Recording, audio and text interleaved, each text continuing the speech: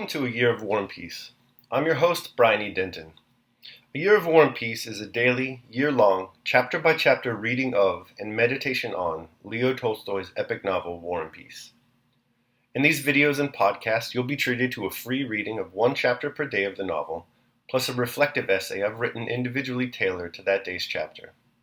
These readings are offered for free, though if you'd like to support me, you can do so in one of three ways. First, you could purchase my ebook, A Year of War and Peace. It features the entire novel, plus all of my reflective essays, and it's only $2.99 on Amazon.com. You could also become a patron at patreon.com/BrianEDenton.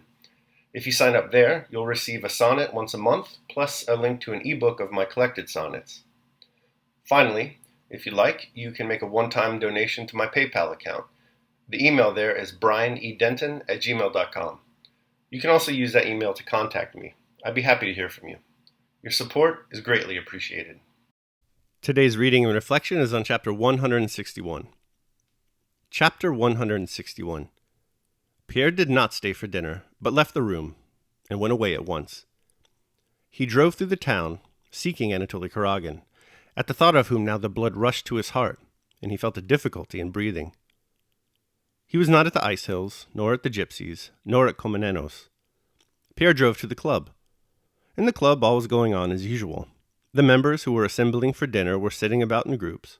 They greeted Pierre and spoke of the town news. The footman, having greeted him, knowing his habits and his acquaintances, told him there was a place left for him in the small dining room, and that Prince Michael Zakharich was in the library, but Paul Timofeyevich had yet arrived. One of Pierre's acquaintances, while they were talking about the weather, asked if he had heard of Kuragin's abduction of Rostava, which was talked about in the town, and was it true? Pierre laughed and said it was nonsense, for he had just come from the Rostovs. He asked everyone about Anatoly. One man told him he had not come yet, and another that he was coming to dinner. Pierre felt it strange to see this calm and different crowd of people unaware of what was going on in his soul. He paced through the ballroom, waited till everyone had come, and as Anatoly had not turned up yet, did not stay for dinner, but drove home. Anatoly, for whom Pierre was looking, dined that day with Dólokhov, consulting him as to how to remedy this unfortunate affair. It seemed to him essential to see Natasha. In the evening, he drove to his sister's to discuss with her how to arrange a meeting. When Pierre returned home after vainly hunting all over Moscow, his valet informed him that Prince Anatoly was with the Countess. The Countess's drawing room was full of guests. Pierre, without greeting his wife, whom he had not seen since his return, at that moment she was more repulsive to him than ever, entered the drawing room, and seeing Anatoly, went up to him. "Ah, Pierre," said the Countess, going up to her husband. "You don't know what plight our Anatoly—" She stopped. Seeing in the forward thrust of her husband's head, in his glowing eyes, and his resolute gait, the terrible indications of that rage and strength which she knew and had herself experienced after his duel with Dólokhov. "Where you are, there is vice and evil," said Pierre to his wife. "Anatoly, come with me. I must speak to you," he added in French.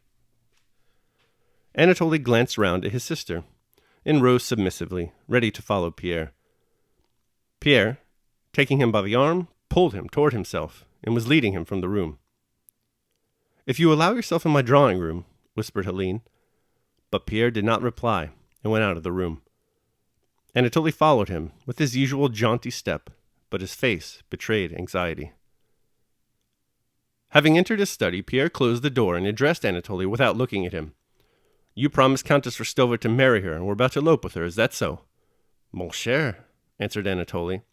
Their whole conversation was in French. "I don't consider myself bound to answer questions put to me in that tone." Pierre's face, already pale, became distorted by fury.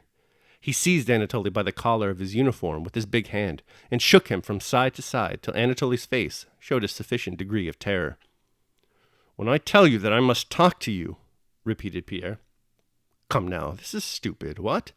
said Anatoly, fingering a button on his collar that had been wrenched loose with a bit of cloth. "You're a scoundrel and a blackguard, and I don't know what deprives me of the pleasure of smashing your face with this," said Pierre, expressing himself so artificially because he was talking French. He took a heavy paperweight and lifted it threateningly, but at once he put it back in its place. Did you promise to marry her? I didn't think of it. I never promised because... Pierre interrupted him. Have you any letters of hers? Any letters? He said, moving towards Anatoly. Anatoly glanced at him and immediately thrust his hand into his pocket and drew out his pocketbook. Pierre took the letter Anatoly handed him and, pushing aside a table that stood in his way, threw himself on the sofa. I shan't be violent. Don't be afraid, said Pierre, in answer to a frightened gesture of Anatoly's. First the letters, said he, as if repeating a lesson to himself. Secondly, he continued after a short pause, again rising and again pacing the room, tomorrow you must get out of Moscow. But how can I... Thirdly, Pierre continued, without listening to him, you must never breathe a word of what has passed between you and Countess Rostova. I know I can't prevent your doing so, but if you have a spark of conscience... Pierre paced the room several times in silence. Anatoly sat at a table frowning and biting his lips. After all, you must understand that besides your pleasure, there is such a thing as other people's happiness and peace, and that you are ruining a whole life for the sake of amusing yourself. Amuse yourself with women like my wife. With them you are within your rights, for they know what you want of them. They are armed against you by the same experience of debauchery. But to promise a maid to marry her, to deceive, to kidnap, don't you understand that it is mean as beating an old man? Or a child? Pierre paused and looked at Anatoly no longer with an angry look, but with a questioning look. I don't know about that, said Anatoly, growing more confident as Pierre mastered his wrath. I don't know that, and I don't want to know that, he said, not looking at Pierre, and with a slight tremor of his lower jaw. But you have used such words to me, mean, and so on, which as a man of honor I cannot allow myself to use. Pierre glanced at him with amazement, unable to understand what he wanted. Though it was a tete-a-tete, Anatoly continued, still I can't. Oh, is it satisfaction that you want? Said Pierre ironically. You could at least take back your words. What? If you want me to do as you wish, huh? I take them back, said Pierre, and I ask you to forgive me. Pierre involuntarily glanced at the loose button. And if you require money for your journey... Anatoly smiled. The expression of that base and cringing smile, which Pierre knew only so well in his wife, revolted him. Oh, vile and heartless brood, he exclaimed, and left the room. Next day, Anatoly left for Petersburg. All right, that concludes my reading of chapter 161. I hope you enjoyed it. I will now proceed to my reflection on the same. A Year of War and Peace, Day 161. You will not suffer any harm. For the first two-thirds of today's chapter, Pierre pulls a Nicholas. That is to say, he rages. He rages hard. Hot off his meeting with Maria Dmitrievna and Natasha, Pierre storms off in search of Anatoly as the blood rushed to his heart and he felt a difficulty breathing. He can't find Anatoly anywhere. What he does find is that the rumors of his elopement have already spread around town. He denies the rumors, informing everyone that he's just come from the Rostovs and everything there is fine.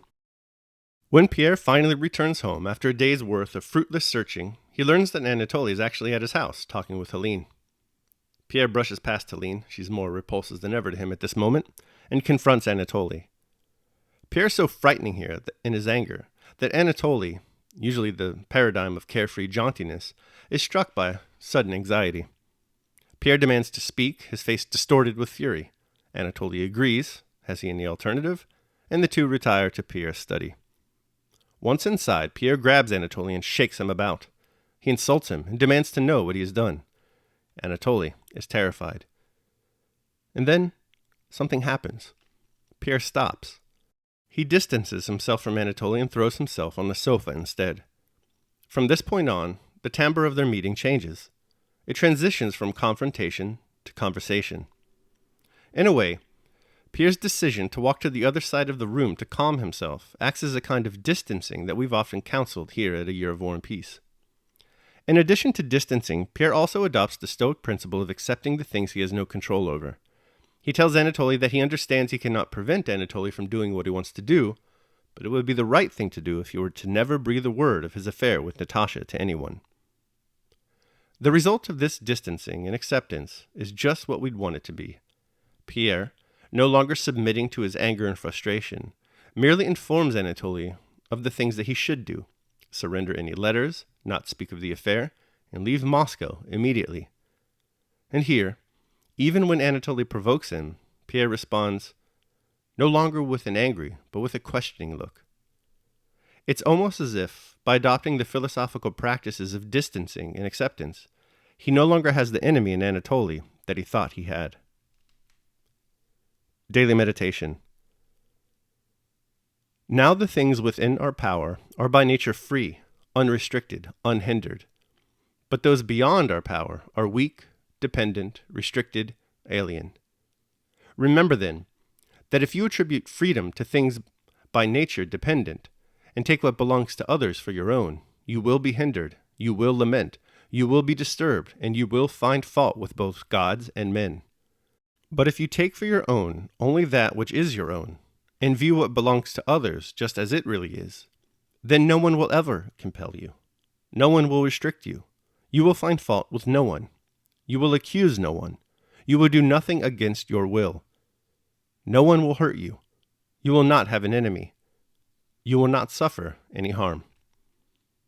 Epictetus in Charidion. All right, that concludes my reading of and reflection on chapter 161 of War and Peace. I hope you liked it. Thanks so much for joining me. Remember that if you'd like to support me, you can do so either by purchasing the ebook, A Year of War and Peace, becoming a patron at patreon.com, or making a one-time donation at PayPal. The links to all that are down below in the show notes. Tomorrow, we're going to be reflecting on chapter 162. I hope you'll join me. Until then, take care of yourselves and others.